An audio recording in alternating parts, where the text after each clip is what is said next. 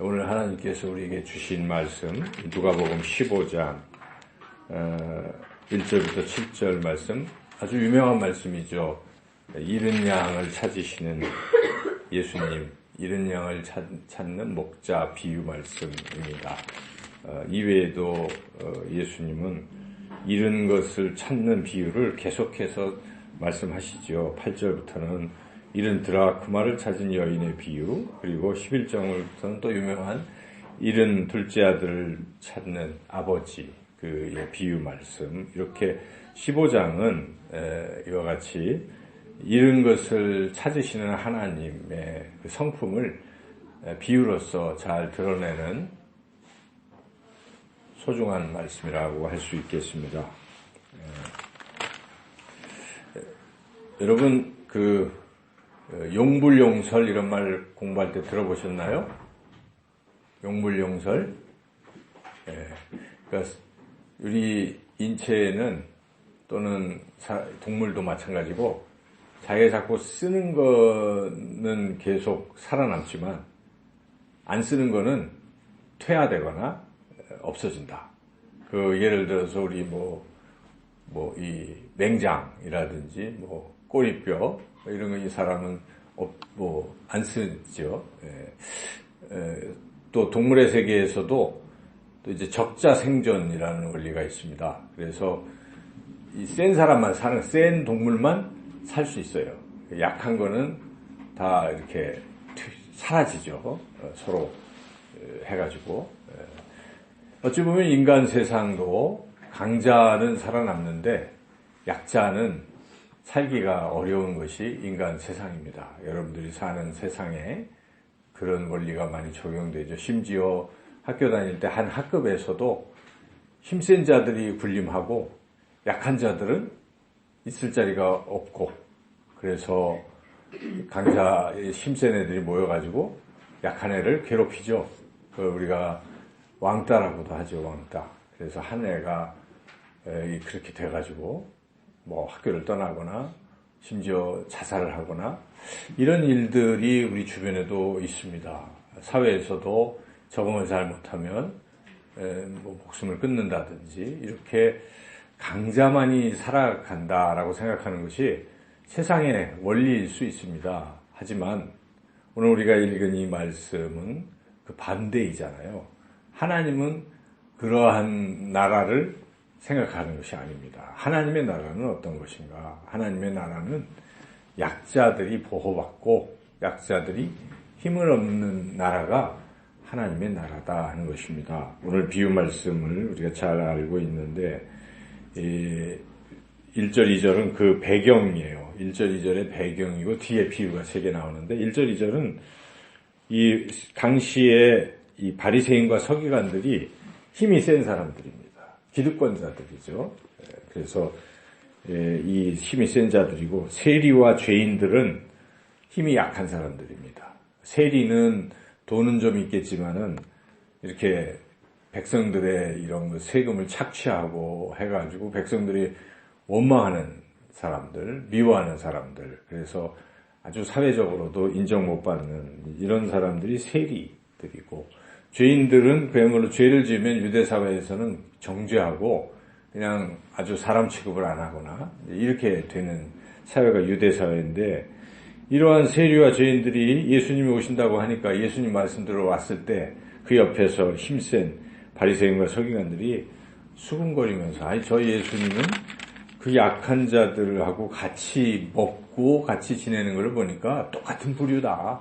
저 사람도 다 죄인이다. 하면서 이제 수군거리고 있을 때 그 힘세다고 자랑하는 수군거리는 사람들을 향해서 지금 우리 예수님께서 비유 말씀을 3가지를 이렇게 주시는 겁니다.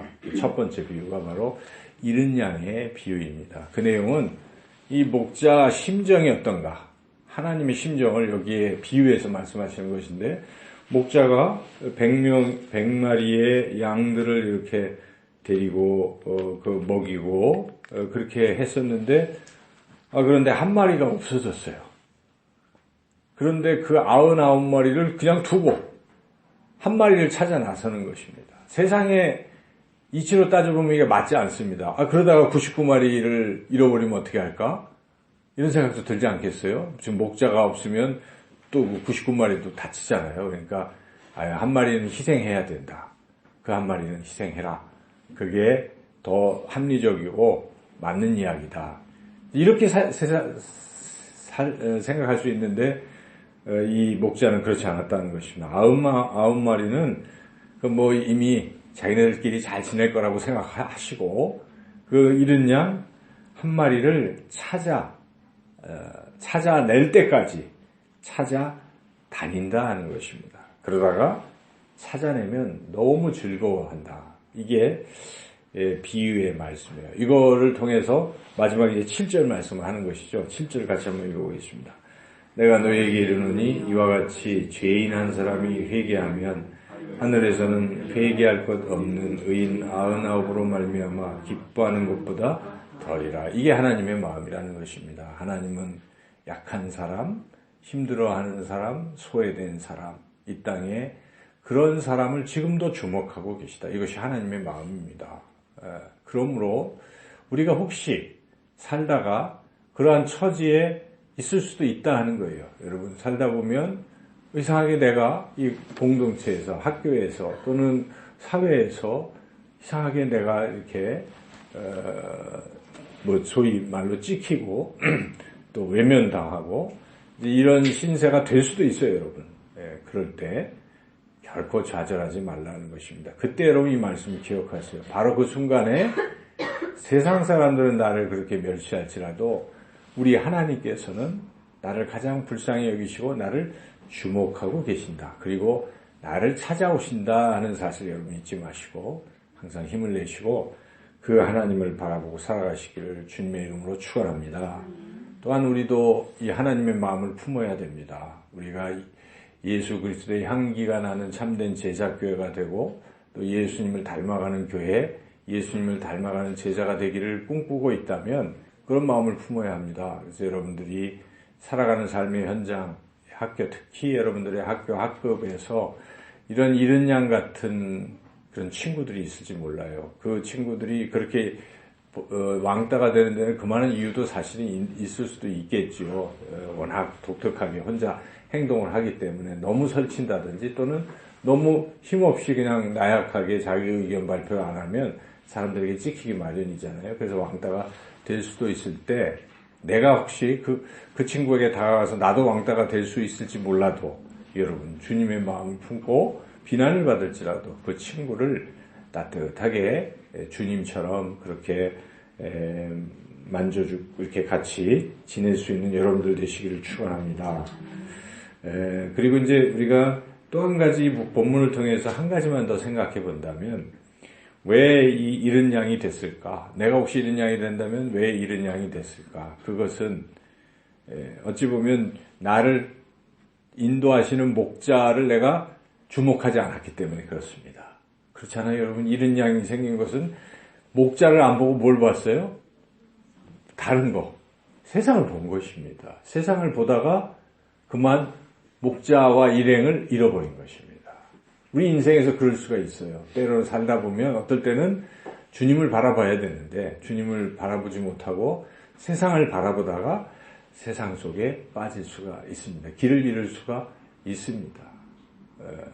세상은 참 볼 게 많거든요. 여러분, 세상에 볼 게 얼마나 많아요. 그렇기 때문에 우리의 시선을 빼앗길 수도 있다는 것이죠. 그러나 잃은 양이 되면 물론 주님도 찾아오시지만 이거 얼마나 힘든 과정이겠어요. 잃은 양이 돼가지고 한 며칠만 있어봐요. 거의 이게 나 죽었다 아니에요, 그죠? 그렇기 때문에 인생 자체를 자꾸 이렇게 주님을 떠나는 인생을 살면 안 됩니다. 그래서 잃은 양 되지 않도록 항상 예수님께 여러분의 시선을 고정하시고 살아가시기를 주님의 이름으로 축원합니다.